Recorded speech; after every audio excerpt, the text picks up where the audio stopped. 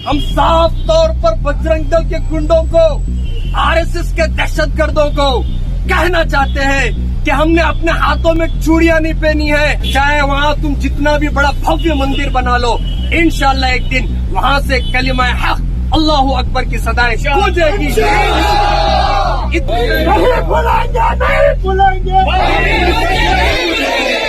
नमस्कार, आज हम लोग बात करेंगे इस्लामोफोबिया के बारे में।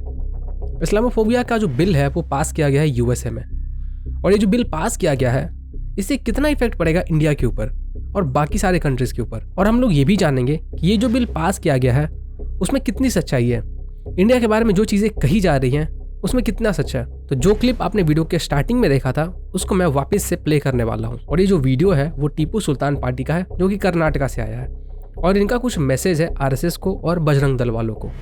अब मैं कर्नाटका के बजरंगियों से, कर्नाटका के आरएसएस के गुंडों से, दहशतगर्दों से कहना चाहता हूँ, अगर तुमने कर्नाटक के माहौल को, कर्नाटक के सेकुलर को तोड़ना चाहा और श्रीरंगपट्टनम की मस्जिद पर मैली आंख उठाकर देखनी चाहिए, तो इंशाल्लाह टीपू का एक एक सिपाही तुम्हारे आंख निकालने के लिए खड़ा हुआ है।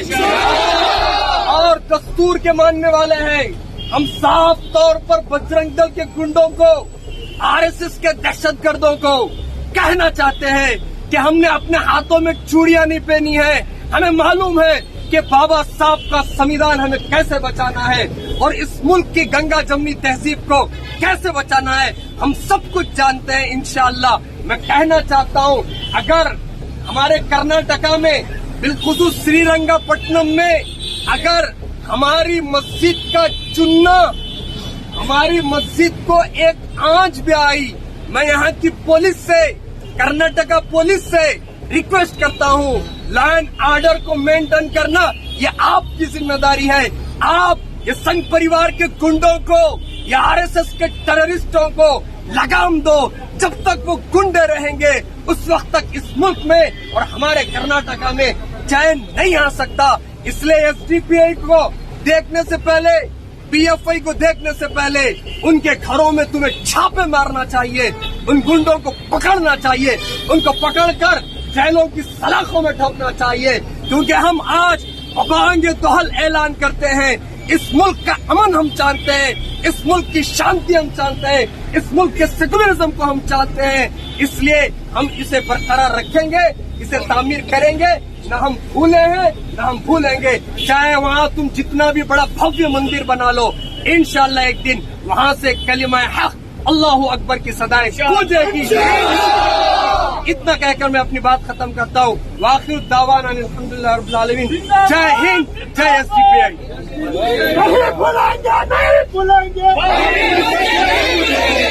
तो वीडियो में आपने भी क्लियरली सुना ये किस तरीके से आरएसएस और बजरंग दल को धमकी दे रहे हैं। इनका कहना है कि इनके मस्जिद का अगर एक चूना भी गिरा तो ये हर जगह कत्लेआम मचाएंगे। हालांकि इन्होंने ये भी कहा है कि ये लोग लॉ एंड ऑर्डर को फॉलो करेंगे और ये लोग पुलिस वालों से ये आग्रह करेंगे कि पुलिस वाले लॉ एंड ऑर्डर को मेंटेन करें।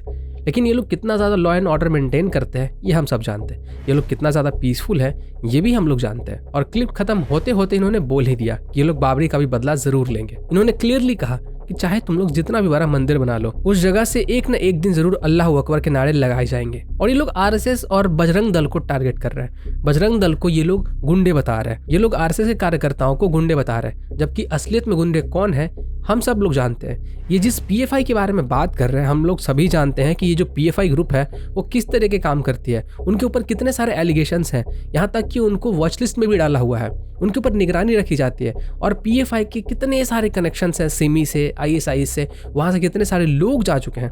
इसके ऊपर मैंने बाकायदा वीडियो एक बनाया हुआ है और पूरा न्यूज़ आर्टिकल पूरे फैक्ट के साथ मैंने वीडियो बनाया है। मैं जो भी पैसे खर्च करता हूँ उनमें से कुछ पैसे मैं बिनोमो से ट्रेडिंग करके अर्न कर लेता हूँ। तो चलिए मैं आपको बताता हूँ कि आपको बिनोमो पे ट्रेडिंग कैसे करना है। तो गाइस जैसा कि आप देख सकते हो मैंने बिनोमो ऐप ओपन किया हुआ है और मेरा जो रियल अकाउंट है फिलहाल इसमें 50,623 रुपीज़ है। यहाँ पे आपको डिपॉजिट का ऑप्शन मिल जाता है, जहाँ पे क्लिक करके आप आराम से अपने अकाउंट में फंड्स को ऐड कर सकते हो। फंड्स को ऐड करने के लिए आपको ढेर सारे ऑप्शंस मिल जाते हैं, जैसे फोन पे है, पेटीएम है, यूपीआई है। तो यहाँ से आराम से अपने अकाउंट में फंड्स को ऐड कर सकते हो। ट्रेडिंग करने के लिए सबसे पहले आपको यहाँ पे एसेट सिलेक्ट करना होगा, जो कि मैंने यहाँ पे क्रिप्टो सिलेक्ट कर लिया है। और उसके बाद आपको यहाँ पे इन्वेस्टमेंट सिलेक्ट करना होगा, तो मैंने इन्वेस्टमेंट में यहाँ पे 7,000 सिलेक्ट कर लिया है। अब यहाँ पे आपको इस ग्राफ को प्रिडिक्ट करना होगा, ये जो ग्राफ है वो ऊपर जाएगा या फिर नीचे जाएगा। तो मुझे लग रहा है कि फिलहाल ये जो ग्राफ है वो नीचे की ओर जाएगा। तो मैं यहाँ पे 7000 नीचे की ओर लगा देता हूँ।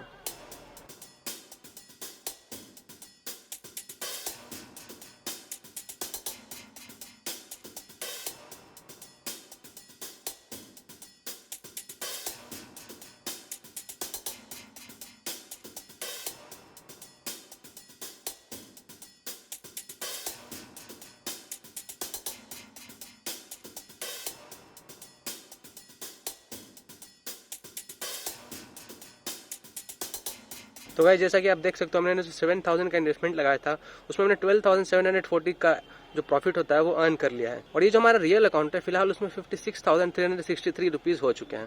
तो अगर आप लोग भी मेरी तरह विनोमो पर ट्रेडिंग करके अर्न करना चाहते हैं तो डिस्क्रिप्शन में लिंक दिया गया है, और अगर आप मेरे लिंक से साइन अप करते हो तो आपको $1000 का अपने डेमो अकाउंट में बोनस मिलेगा। उस $1000 के बोनस को यूज करके आप आराम से ट्रेडिंग करना सीख सकते हो, और एक बार आप ट्रेडिंग करना सीख गए फिर आप अपने रियल मनी को इन्वेस्ट कर सकते हो। तो यूएसए ने ये जो इस्लामोफोबिया बिल पास किया है, इनका कहना है कि जितने भी कंट्रीज़ है जहाँ पे भी मुस्लिम्स को टारगेट किया जाता है, जहाँ पे भी मुस्लिम्स को रेसिज्म झेलना पड़ता है, जहाँ पे भी मुस्लिम्स के लिए हेट फैलाया जाता है, उन सब के ऊपर हम लोग कार्रवाई करेंगे। मेनली इन्होंने चाइना और इंडिया के बारे में बात किया। इनका कहना है कि ये जो चाइना है वहाँ पर उइगर मुस्लिम्स के साथ जो भी होता है उसके लिए हम लोग काम करेंगे, और इंडिया के अंदर जो मुस्लिम्स के साथ होता है उसके ऊपर भी हम लोग काम करेंगे। जबकि आप सभी को मालूम है कि हमारे देश के अंदर कितना ज़्यादा इनको फ्रीडम दिया गया है। अगर इनको इतना ज़्यादा फ्रीडम ना दिया गया होता तो ये जो टीपू सुल्तान वाले पार्टियों ने वीडियो रिलीज़ किया है ये अभी रिलीज़ नहीं कर पाते। लेकिन इन लोगों का कहना है कि इंडिया के अंदर रिलीजियस फ्रीडम नहीं है, यहाँ पे मुस्लिम से हेट किया जाता है, मुस्लिम्स को ज़बरदस्ती दूसरे निगाहों से देखा जाता है। अरे भाई एक बात बताओ, अगर दूसरे निगाह से देखा जाता है तो तुम लोगों ने ऐसा काम किया ही क्यों, और तुम लोगों ने हिस्ट्री में ऐसा काम किया ही क्यों कि हम लोग उस नज़र से तुम्हें देखते हैं। और ऐसा नहीं कि ये लोग अभी भी रुक चुके हैं, ये लोग अभी भी वही काम कंटिन्यू रख रहे हैं। मतलब इनका कहना ये है कि हम लोग कत्लेआम मचाते रहेंगे, हम लोग सरतन से जुदा वाले स्लोगन्स लगाते रहेंगे, लेकिन आप लोग हमें एकदम पीसफुल तरीके से ट्रीट करो, आप लोग हमें भाई भाई ट्रीट करो। याद रखना ये चाचा नेहरू का ज़माना नहीं है, ये मोदी का ज़माना है और ये योगी का ज़माना है। और देखिए ऐसा नहीं है कि सारे के सारे मुसलमान इस तरीके के होते हैं, नहीं, सभी नहीं होते हैं। कुछ अच्छे लोग भी हैं जिनको इन सब चीज़ों से मतलब नहीं है।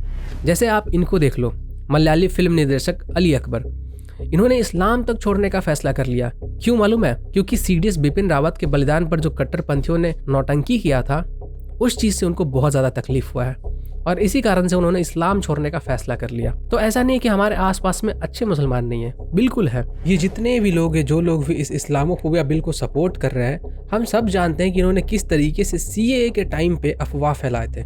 इन्होंने अफवाह फैलाया था कि सीएए के कारण इंडिया के अंदर जितने भी मुसलमान हैं उन सब के नागरिकता को खतरा हो सकता है, उनके जान को खतरा हो सकता है, यहाँ तक कि उनको देश से भी निकाला जा सकता है। जबकि इंडियन गवर्नमेंट ने क्लियरली कहा था कि ये सभी के सभी सिर्फ और सिर्फ एक फेक न्यूज़ है, इन सभी चीज़ों का किसी के नागरिकता छीनने से कोई मतलब नहीं है। बट फिर भी इन्होंने प्रोपेगेंडा फैलाया, फिर भी इन्होंने हमारे देश के अंदर अशांति फैलाई, और यही सब कारण था कि इनके बाद हमारे देश के अंदर दंगे हुए और इतने ज़्यादा लोगों की जान गई।